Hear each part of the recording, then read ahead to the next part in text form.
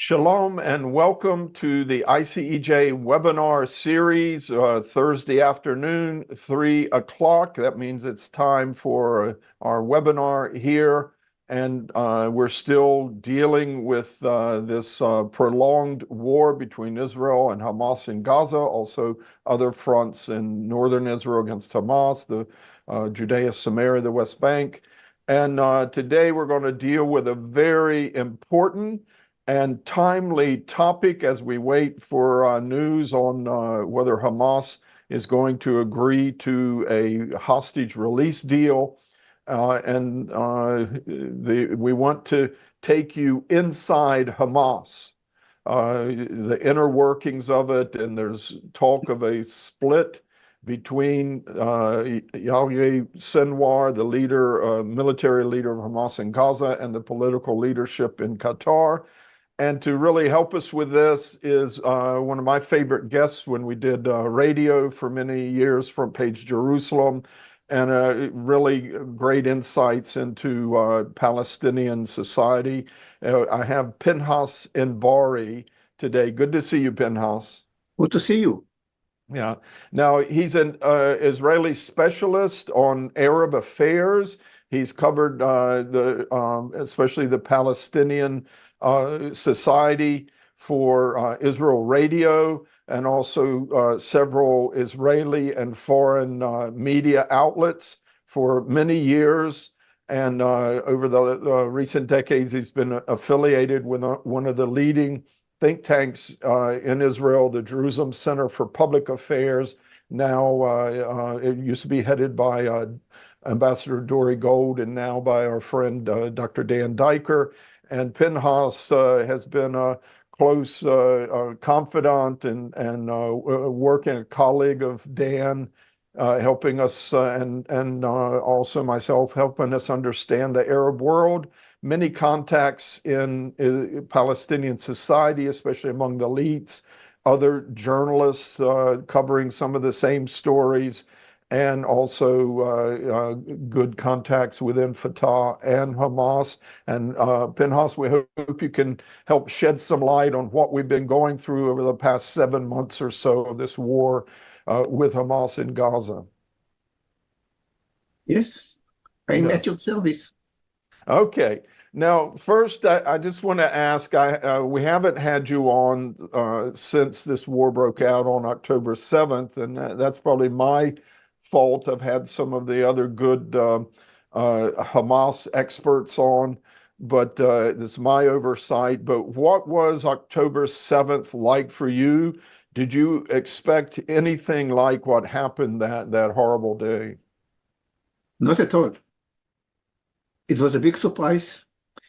And I'm trying to understand where Israel and myself went wrong. What was the point that we did not understand?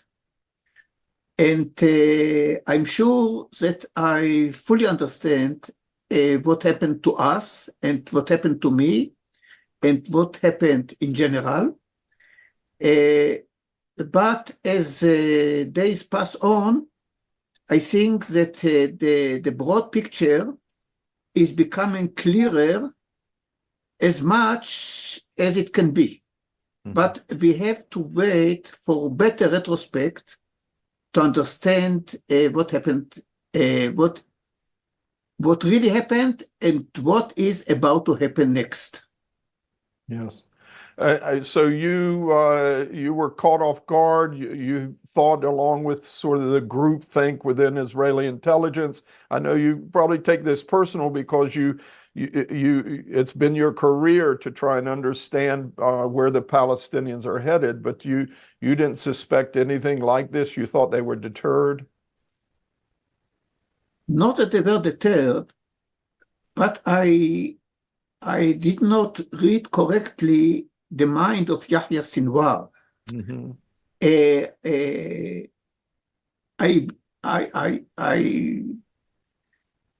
I believed that as he's responsible for Gaza, he will take responsibility for Gaza.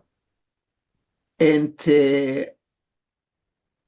he was not a graduate of mosques or from the religious sphere of Islam. He was not a follower of Sheikh Yassin. Mhm. He was a graduate of the Israeli prisons. And I believed that he will take the interest of Gaza to be his major. But in this, I misread him. Mm. No, he was a fanatic. Wow. It's very cruel.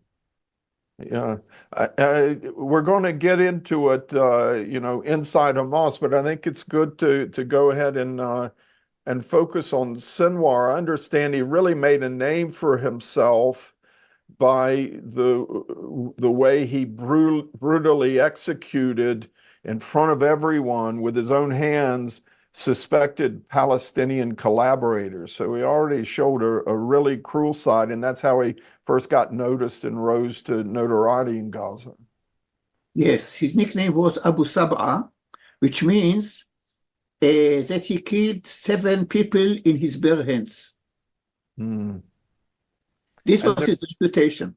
there's no trials. It's just if someone owes you a debt, all you got to do is say he's a suspected collaborator with Israel, and Sinwar comes and kills him. Yes, exactly. Probably many more who died, but he did he got that nickname after killing 7 people with his own bare hands. Exactly. His reputation was that he killed by his bare hand, not by pistol, not by gun, not by anything else. This is the name he bought for himself, a killer with his hands. Yeah. What was the aims of Hamas with this Al-Aqsa flood, this invasion of the Gaza border region, the slaying, mutilating, massacre of 1,200 Israelis? What were they trying to accomplish, and have they accomplished any of those original goals? Okay, we have here convergence of several developments. One was Iranian. Iran wanted this to happen in order to foil a peace agreement between Israel and Saudi Arabia, which is a real threat to its interest. To have an axis of Arab Sunni countries with Israel is bringing Israel to the Gulf, next to her door. And this Iran wanted to topple, and this is the practical reason. Now about massacres. For us, the Israelis, it happened for the first time. But sad to say that massacres, I would not say typical to the Middle East, but it is not strange to the Middle East. Okay? Hamas itself committed a massacre inside Gaza against Salafists. And that's why Egypt... Fatah and Salafists. Yes, Salafists, yes. That's why Egypt does not want to see a single Gazan in Sinai after this massacre. They understand what does it mean for its security, okay? In Lebanon, we witnessed a massacre almost every day, okay? In Lebanon, it was a culture. Now, what happened to the Christians in Syria and Iraq? A massacre one after another. Okay? In Israel, we tried not to see the broader scenery of the Middle East. Now it happened to us. And Sinwar knew that he will not get any reputation without a good massacre. Okay? Now he's a leader. He's a leader, okay? To him, his career has just begun, huh? Exactly. It was the rich starter for him now. His introduction to the world. Just to clarify, when you say Salafists, this is a branch of Islam that is they seem more peaceful with other religions, other faiths. No. The Salafists are they belong to the school of Saudi Arabia. Yes.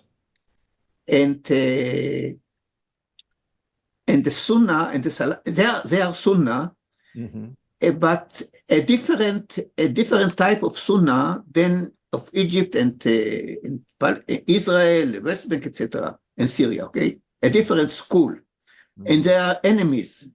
They do not coexist. Okay, the peaceful trend or the peaceful school of Islam are the Sufis. Yes. The Sufis. The mystics. Exactly. And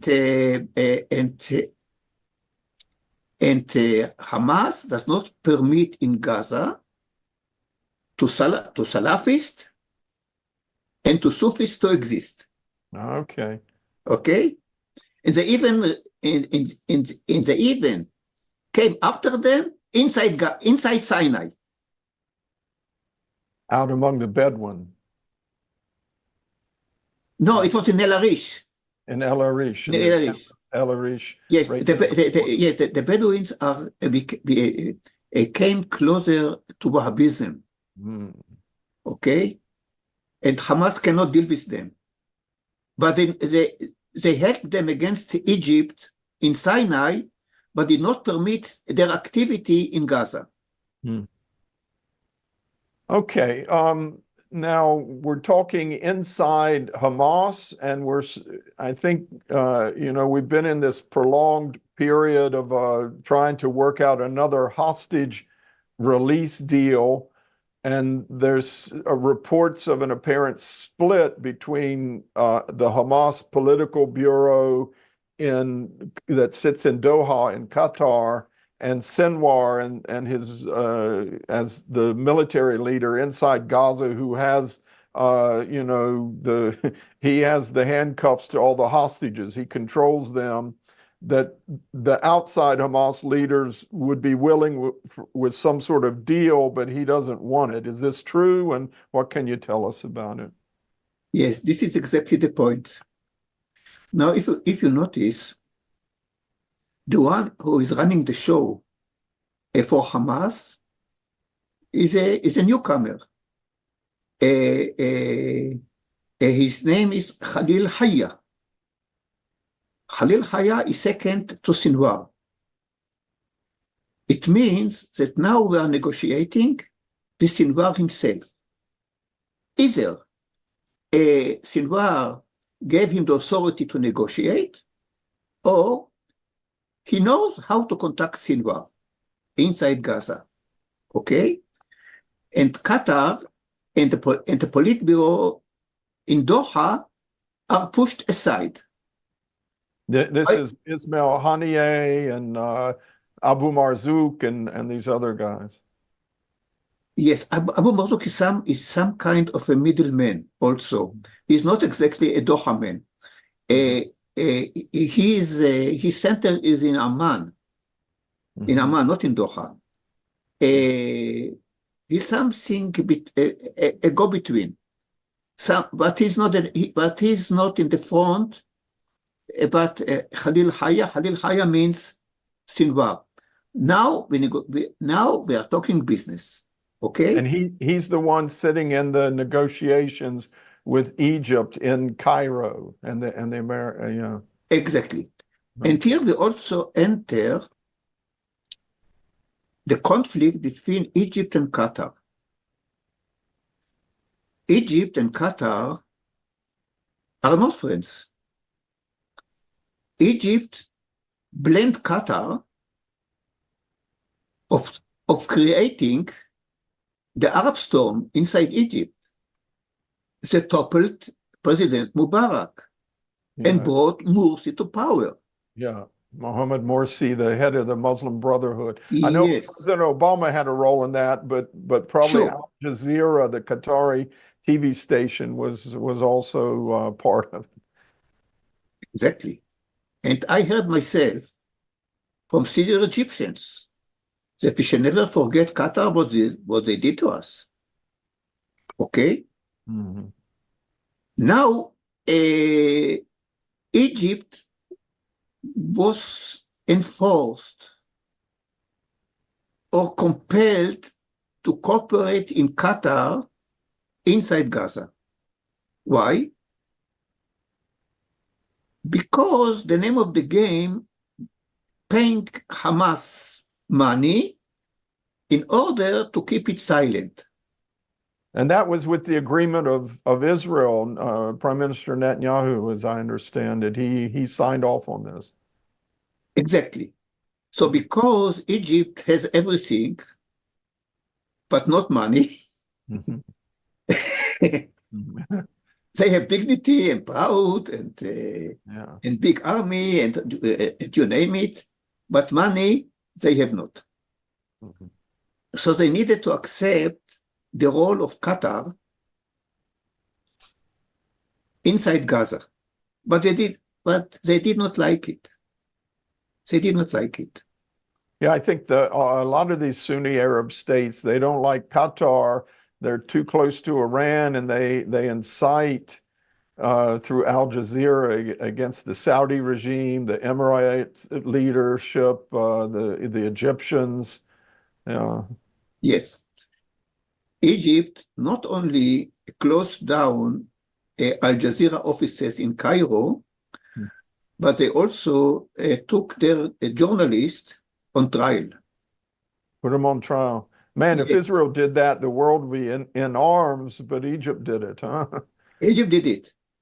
Jordan started to do it, but then maybe Qatar bribed them, and they withdrew from their intention, or they reopened Al Jazeera offices in Amman.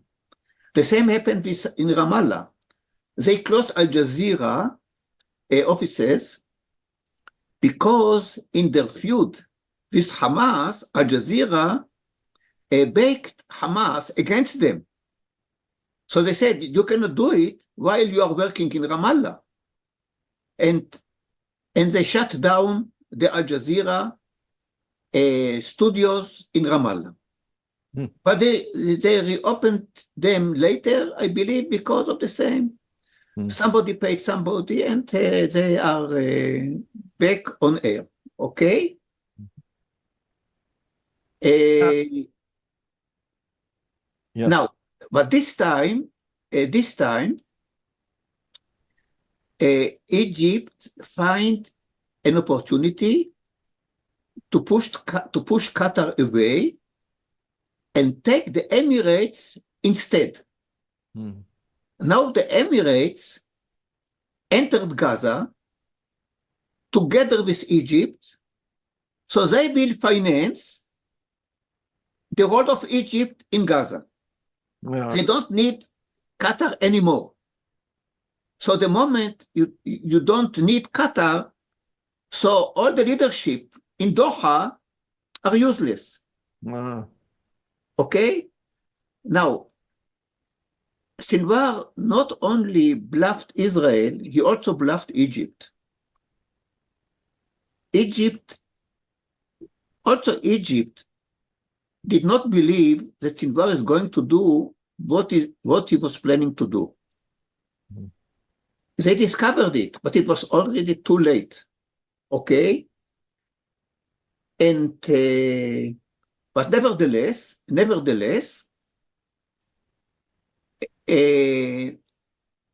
while the Doha leadership was with Qatar, Sinwar was with Egypt.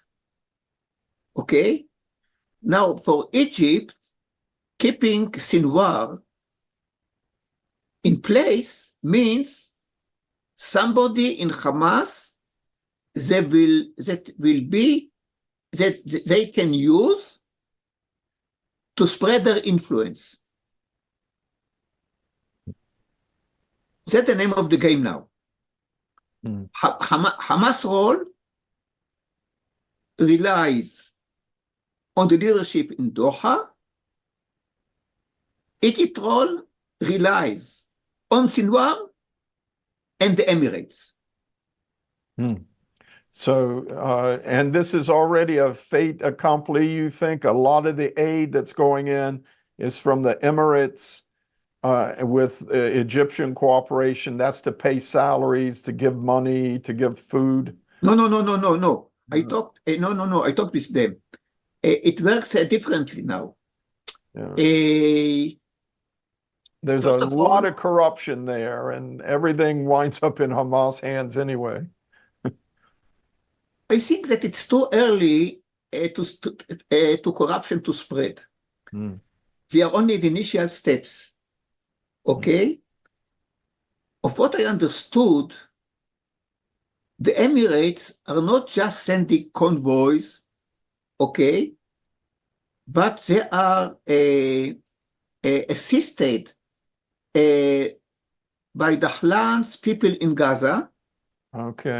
Okay, to prepare a list of those who needs the subsidies or needs, it's not money, by the way, it's food. Food, yeah. Food, basically food and other needs, okay? And it is personal. It's personal. And different of the way UNRWA used to work. Okay? UNRWA used to put all the goods in a store, and you come and get it. So there was an anarchy. An anarchy, okay? No, this is no stores. The Dahlan's guy there in Gaza are supplying to persons, to families, according to a list. I hope it will work. Tribal elders or? Yes, they have their own priorities. I don't know. Maybe also political priorities, maybe. Okay? I do not rule it out. Okay? It's not typical to the Middle East. When you mention Dahlan, you're talking about Mohammed Dahlan, who back in the 90s and early 2000s, he was the Fatah security chief in Gaza for Fatah, for the Palestinian Authority, but he got booted when the Hamas pulled a coup on Fatah and took over Gaza.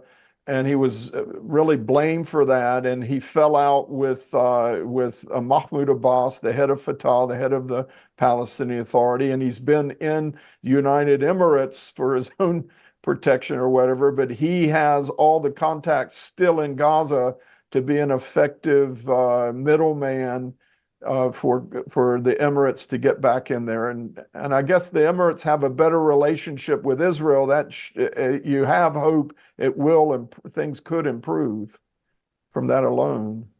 Yes, I heard from Palestinians that they blame Israel, that Israel took Dahlan to the Emirates. Instead, so they say, instead that Dahlan will be on the open with Israel, so it's better that he will be under an Arab cover. So they say, conspiracy theories are flourishing in our area. Correct, not correct? I cannot tell, but at least this is what they say. Yeah. By the way, the same thing about Azmi Bishara. They said that Azmi Bishara made a fantastic job for Israel. He dismantled the Arab world in the Arab Storm. Mhm. Okay? So they say. Okay? I'm not the copywriter. Yeah, the Palestinian society, very susceptible to conspiracy theories. Yes. Okay, but if is there any difference the Ismail Haniyeh, the political leader in Qatar, losing his leverage, losing any say? What would he do if he were in charge instead of Sinwar? Would he have already done a hostage deal? Would he have already tried to give Israel more so that the displaced Palestinians in Gaza could go home to Gaza City in the north? Okay. First of all, once Sinwar is the showrunner now, the Qatar leadership lost any role, okay?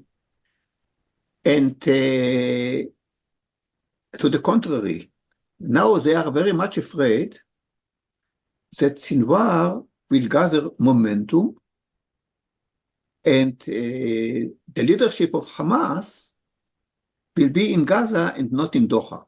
Mm. Okay, so in my opinion, they will foil Sinwar efforts the more they can. And I think that many of the reports of failures and it does not succeed and Israel proposals are not sufficient, etc., are coming from Doha in order to foil the deal. They're not coming from Khalil Haya. Mm-hmm.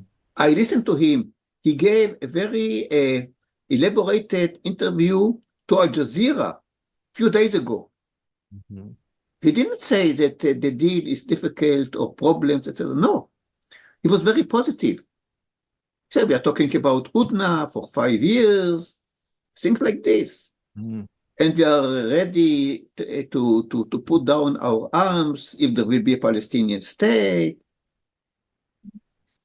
He tried very much to be positive, not negative.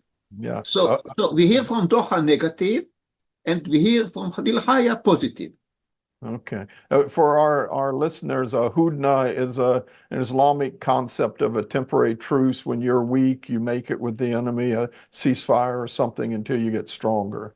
So it's not a true sort of Western concept of peace, but this is Sinwar's point man who's dealing with the Egyptian mediators. He's even talking of a 5-year hudna. That's interesting. I mean, you hear. They have a guy, Hamas has a guy in Beirut who comes out and says something, and then someone in Jordan says something else, and it's all counter each other. Some Hamas spokesman said, we're ready to accept a two-state solution and join the PLO, and it's all over the map, and you don't know if they're just lying to the West or to each other. It's really hard to figure it out. Please help us. I think that only Khalil Haya knows exactly what Sinwar is saying because Sinwar does not share his opinions with the other guys of the leadership. So Sinwar has all the leverage even over his fellow leaders in Hamas in Doha because he has the Israeli hostages. That's his main bargaining point with Israel, with everyone. Yes. Now, this is the bottom line. The real equation of the deal is not what we hear, Israel will withdraw here, withdraw there. No, this is the core of the deal. The core of the deal is the release of the hostages for Sinwar's life, yes, and he is remaining in Rafah as leader, close to Egypt. This is the deal. This is the deal. And is Egypt, would they concede to that? Yes, that's exactly what they want We're talking to accomplish. Egyptian intelligence, that part of the Egyptian military and government that really runs things. Yes, Yes.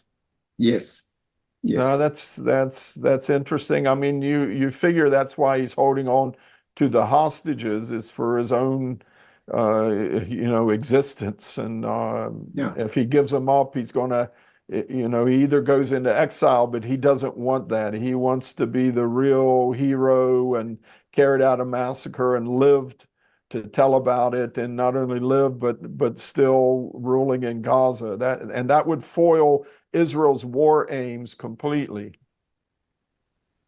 Well, Israel war aim is a declaration. It's not a Israel war aim should be the peace with Saudi Arabia, because it all started in attempt to foil the peace with Saudi Arabia, and the peace with Saudi Arabia is the war aim, okay? Mm-hmm. But no, Israel is I don't know. Yeah. Israel does not. Israel has a different reading of myself. Yeah, that's a whole different question. This normalization deal, Abraham, the Saudis signing on to some sort of Abraham Accords deal, which is a three-part deal with the U.S. and the U.S. Has really been the one delaying it because they're insisting that Israel agree to a Palestinian state and using that as leverage. But I understand the Saudis are actually maybe holding back on that and hoping Trump wins, Donald Trump wins the presidency again in November, and they can get even better deal, more security guarantees, better weapons and all from the U.S., and Israel won't have to agree to Palestinian statehood. Maybe, I don't rule it out. Mm-hmm. But the entire issue of Palestinian state is a complete fake. There is no Palestinian state. Yes. They cannot, Ramallah cannot rule the West Bank. How Ramallah will rule Gaza? Yes. It's a fake. They now, I can tell you that this is a perception that I noticed when Abu Mazen came to Saudi Arabia a few days ago for a Davos summit. Okay. Mm-hmm. Now, you know who greeted him in the airport? The deputy of the foreign minister. He came to greet the Palestinian president. Okay. That's a low-level official. Yeah, I know. That Blinken did not want to see him. Yes. And when Hossein el-Sheikh wanted to see Blinken, Abu Mazen say no. If Blinken does not see me, you will not see Blinken. Yeah. And now notice that Blinken came, and usually, whenever he came to Israel, he jumped to Ramallah. Mm-hmm. This time, he skipped Ramallah. Did he? Oh, no, he did not come. And now all the operations now in Gaza are without the PA. Yeah. The Emirates is coming, Dahlan is coming, who is coming? There is a new harbor in Gaza. Nobody now. Ramallah claims sovereignty over Gaza. Nobody's asking Abu Mazen, shall I do this? No, not at all. He's completely ignored. Yes. So all the talk about Palestinian state is for a declaration. It's like the Bar-Ilan declaration. Give some declaration, okay? Start the negotiations. You're negotiating 30 years now. Okay, negotiate. Other 30 years. At the meantime, we shall have peace with Saudi Arabia. Yes. Yeah, no, I think achieving normalization with the Saudis would be huge. You'd have tens of thousands of Israelis going to shop wherever they could go, just like they did with the Emirates and all. And in a sense, Israel could declare it as a major achievement, a major victory out of this war, and it would help with all the anti-Semitism and anti-Israel sentiment around the Sure, world. sure, sure, Yeah, yeah. sure. Um, so do you think we're going to see a hostage deal soon? We're supposed to hear even this evening from Hamas their official response. Their guy Hamdan in Beirut has already poured water on it, said we're going to keep negotiating, but we're not accepting this deal, this latest offer. As long as Khalil Haya is not pessimistic, I'm not pessimistic. Okay? Okay. I cannot tell you that I know. I can only evaluate that now we talk business because now Sinwar is negotiating. Mhm. Okay? And I think that the chances to make a deal with Sinwar are not bad at all. Mhm. I don't know what are the details. As long as you leave him alive and in Rafah.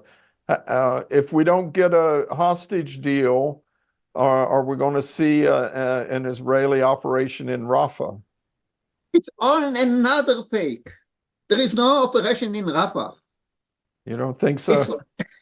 Yeah. there will be no operation, not now. You know what is going on in the United States? Mm, Now to make an operation in Rafah?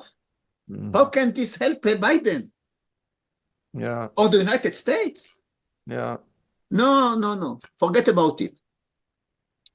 It's Yeah. it's There's a a lot. like Rafah fake and Palestinian state fake. Yeah. And we should kill Sinwar fake. Okay, so Yeah, it has felt like the threat of a Rafah operation has just been there to try and build pressure for a hostage deal. But do you think, yeah, if Sinwar is there, a lot of Israelis, would there be too much pressure on Netanyahu? Because he's promised to do it, deal or no deal, but he'll keep putting it off till something changes. I think that Sinwar understands that if there is no deal, sooner or later he will be killed. Yes. Okay, and this is his chance now to save his life, Okay. or to be protected by Egypt in Rafah. Hmm. Okay, and it means that Hamas stays in the picture of the day after. Mm. Okay, Which is a this shame. is this is this is the leverage on him. Okay, Yeah. if he will not accept it, he will not accept it. There will be no deal, Hmm. and it's a matter of time until Israel will kill him. Yeah. Okay, so it is life. It's at the game of his life. Yeah. Yeah. He'll be even worse than Nasrallah with Hezbollah in Lebanon. He lives in a bunker, but Sinwar will be in a tunnel. Netanel by IDF is above him. Yeah. Yeah. Yeah. Okay.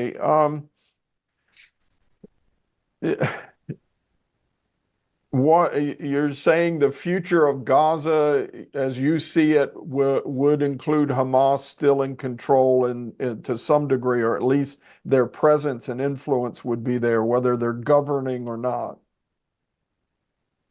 I would say that in the short run, this is the situation. Okay, but it depends on the long run.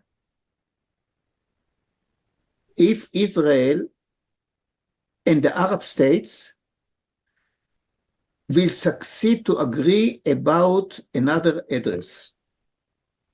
Yeah. Okay, because the PA in Ramallah is the recognized sovereign internationally,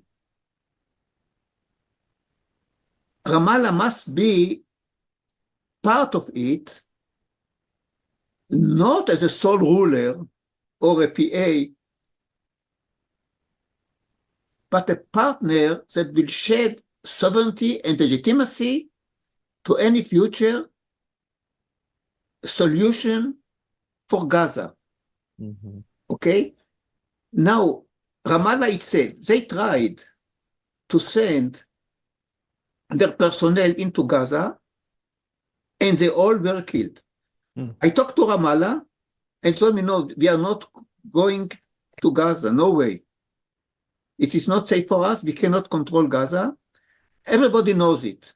That's why Saudi Arabia did not want to meet Abu Mazen. That's why Blinken did not want to meet Abu Mazen, because Abu Mazen can give to other powers legitimacy, Mm-hmm.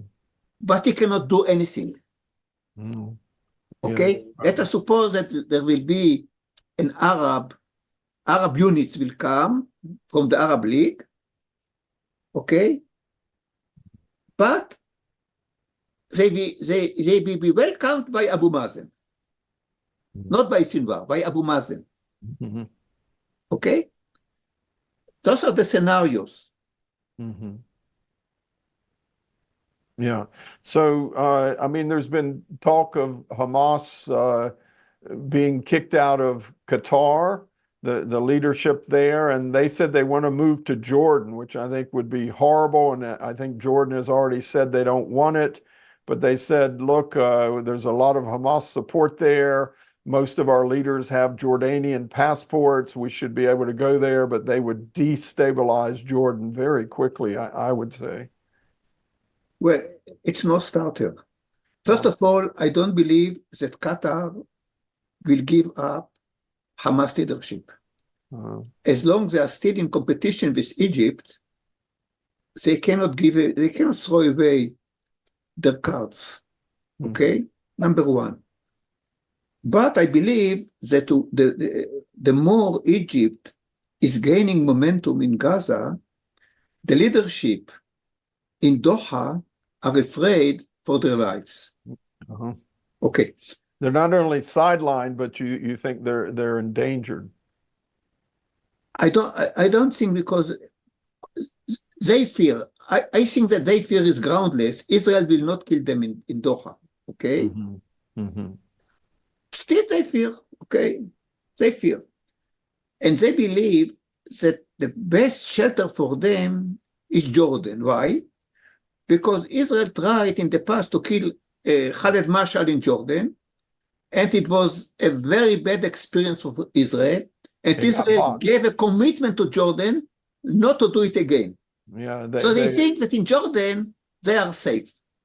Okay? But Jordan does not want them. Yeah, yeah. No, that makes sense. There was a botched Mossad operation there to kill the former leader of Hamas, Khaled Mashal, and it got botched, and yes. And it was a big to-do between Israel and Jordan, lots of tensions, and they agreed not to do it again. Yes.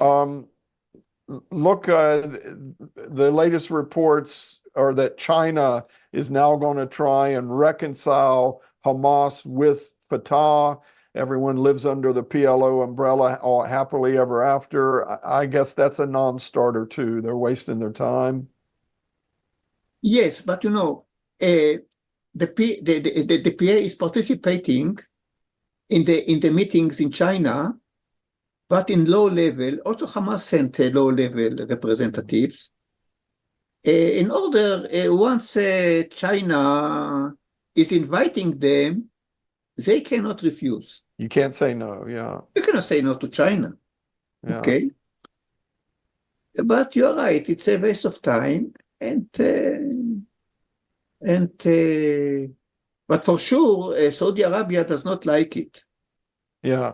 Look, the Chinese mediated over some sort of reconciliation between Iran and Saudi Arabia, but I felt the Saudis went along with that in order to try and speed up the Americans to come along with security guarantees. Exactly. Yeah. Exactly. Okay. Exactly. I saw a report that Hamas had changed its charter back in 2017. Do you remember that? What was changed? Yes, the main issue was that the moment there will be a Palestinian state on the lines of 67, including right of return, they will accept the Hudna. By the way, Khalil Haya said the same now. Okay. Okay? Of course, Israel will not accept it.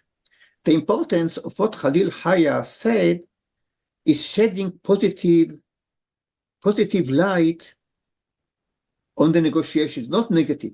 Not to say, no, we are against Israel, we should conquer Israel, we should destroy Israel, okay, like the rest of them. But no, yes, there is we can recognize Israel, we can, okay.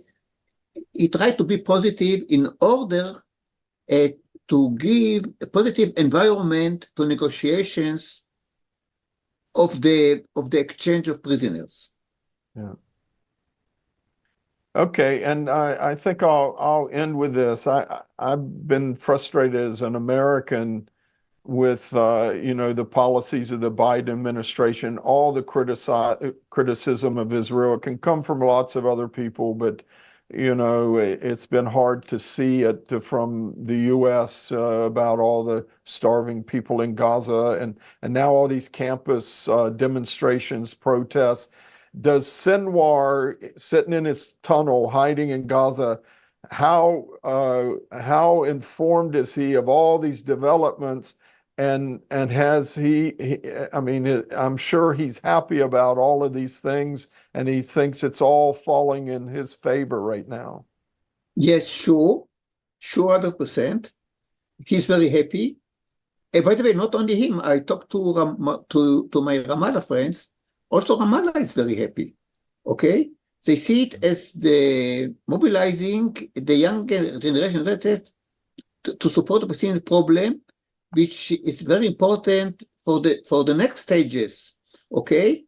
But for Sinwar, okay, he's very happy, but he's not happy enough, because this will not solve the issue of protecting his dear life.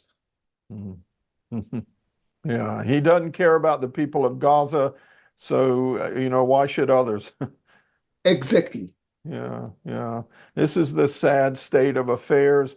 We'd be happy if there was a hostage release deal. I actually was surprised that Hamas agreed to the hostage release deal back in November, December. The price wasn't so high. The price has gone up now, but I know most Israelis would still be willing to pay it. But you've given some excellent and very interesting insights into how these negotiations are working. And do you see a hostage deal within the next couple of weeks? No, I see that chances are better. I cannot predict. Yeah. The details that are leaking out show that there's progress. The very detailed, this phase, that phase, and there's a few Yes, major sticking points. But do you think it can be overcome if Sinwar just comes to a point where he knows he'll survive? exactly. That's the point. The Okay. survival of Sinwar. Okay. When we be pleased with this point, we shall have an agreement. Okay. All Okay? right. Well, that boils it down for us, folks, and we just appreciate Pinchas Inbari. He's one of Israel's leading specialists on Arab affairs, a veteran of reporting on Palestinian politics and society and the Fatah and Hamas factions. Many decades following all this for Israel Radio and several Israeli and foreign news outlets, and also an analyst with the Jerusalem Center for Public Affairs. Thank you, Pinchas. It's been great having you and hearing all these about the inside of Hamas. It was my big pleasure. All right. We want to thank everyone for tuning in.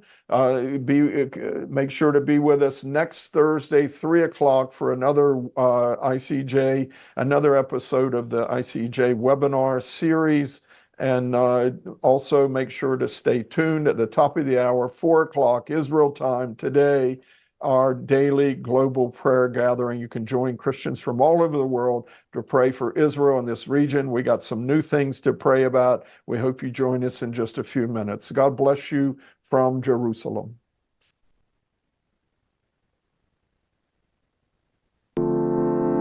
Thank you for joining us for this informative webinar. Be sure to subscribe to our social media channels or visit our website at icej.org for upcoming webinars and more ICEJ exclusive content.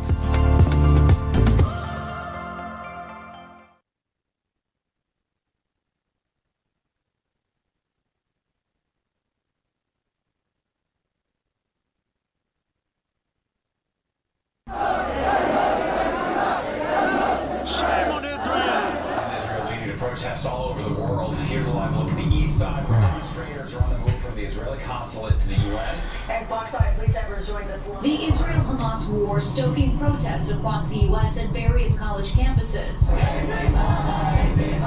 We saw posters of Israelis kidnapped by Hamas.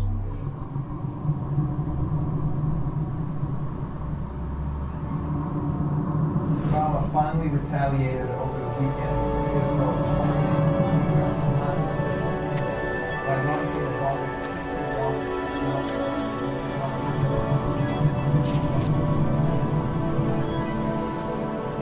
That's good.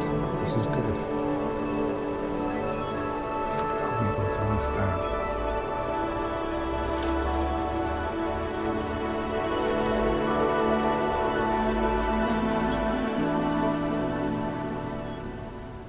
Around the world today is war in Israel, and here's the latest news from the last couple of days. Obama finally retaliated over the weekend for Israel's targeting